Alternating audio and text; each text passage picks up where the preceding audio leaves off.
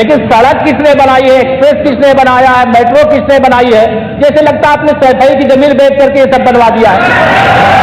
तुमने घर के अपने पिताजी से पैसा लाते हैं बनाने के लिए? तुमने राशन काटा है तो पिताजी क्या बात है?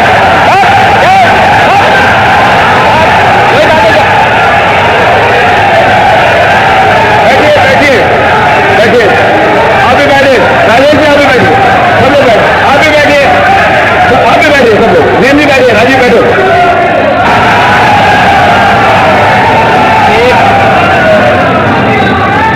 एक घंटे से अधिक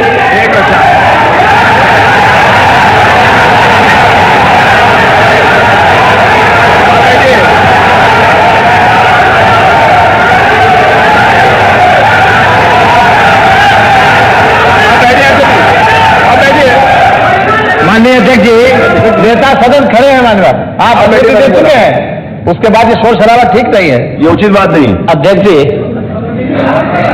1 घंटे से अधिक पूरा सदन माननीय नेता प्रतिपक्ष को सुनता रहा। बड़ी शालीनता के साथ उन्होंने अपनी बात कही। विपक्ष के नेता का जो दायित्व था, उन्होंने अपने कर्तव्यों का निर्वहन किया, हम लोगों ने सुना। इस सदन में और सरकार के उप मुख्यमंत्री अपनी बात को रख रहे हैं, बीच में रनिंग कमेंट्री का मतलब क्या है? और दूसरा, एक सम्मानित नेता के खिलाफ असभ्य शब्दों का प्रयोग हो, छोटे शब्द का प्रयोग हो, तो ठीक नहीं है। और मैं बड़ी विनम्रता से कहूंगा नेता प्रतिपक्ष को कि आपको इतना उत्तेजित नहीं होना चाहिए। देखिए, सफाई की बात नहीं कर रहा हूं मैं, सवाल सफाई का नहीं है। देखिए, हम लोग भी जो विकास कार्य करा रहे हैं, या आपकी सरकार के समय जो विकास कार्य हुए होंगे, ये हमारी ड्यूटी थी। सरकार होती है और हर सरकार को अपनी उपलब्धि को कहने का अधिकार है। माननीय उप मुख्यमंत्री जी ने बिल्कुल सही कहा कि विकास, आपने कहा, आप विकास की जब चर्चा हुई तो उन्होंने जो बातें कही बिल्कुल ठीक ढंग से की थी। आपके यहां के दूसरे नेता या जब माननीय उप मुख्यमंत्री का यहां पर भाषण संपन्न होता, उसके बाद अपनी बात आप लोग कह सकते थे। लेकिन देखिए, मैं कल भी देख रहा था, कल माननीय वित्त मंत्री जी यहां पे जवाब देने के लिए खड़े हुए, उन पर जिस तरीके की भाषा का प्रयोग उस समय किया गया, आज फिर हम देख रहे हैं। देखिए, लोकतंत्र में हर सदस्य को सदन में अपनी बात रखने का पूरा अधिकार है, और अगर आप कहेंगे तो कैसे इस बात की अपेक्षा रखते हैं कि इस पार से उसका जवाब नहीं मिलेगा? पूरे 1 घंटे से अधिक समय तक पूरा सदन और खासतौर पर सत्ता पक्ष से जुड़े हुए सभी मान्य सदस्यों ने आपकी बात को बहुत ध्यान से सुना। देखिए, सहमत होना ना होना अपना विषय है, नहीं सवाल दूसरा नहीं। देखिए सफाई भी इसी प्रदेश का हिस्सा। अध्यक्ष महोदय, सवाल ये नहीं है, मैं सुनने को तैयार हूं। अच्छा, ये बोल रहे हैं सफाई भी तो इसी प्रदेश का हिस्सा है।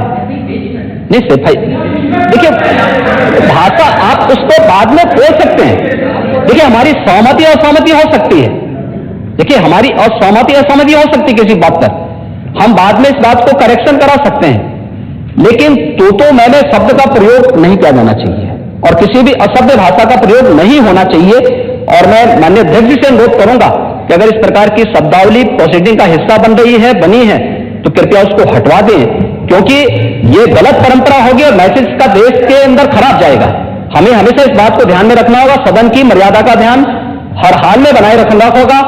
दूसरा, जब एक सदस्य बोल रहा हो तो सदस्य के बीच, और खासतौर पर उप मुख्यमंत्री बोल रहे हैं, तो बीच में रनिंग कमेंट्री करना, बीच में धमकी देना, ये चीजें ठीक नहीं है। और मुझे लगता है सदन की मर्यादाएं इससे आहत होती हैं, कोई भी इसको नहीं स्वीकार करेगा। और मैं विनम्रता से कहूंगा माननीय नेता प्रतिपक्ष को, उनका सम्मान है, वे सबसे बड़े विपक्षी दल के नेता हैं, और मुझे लगता है कि इस मर्यादा की अपेक्षा केवल सत्ता पक्ष से ही न करें, विपक्ष भी उस मर्यादा का पालन करेगा।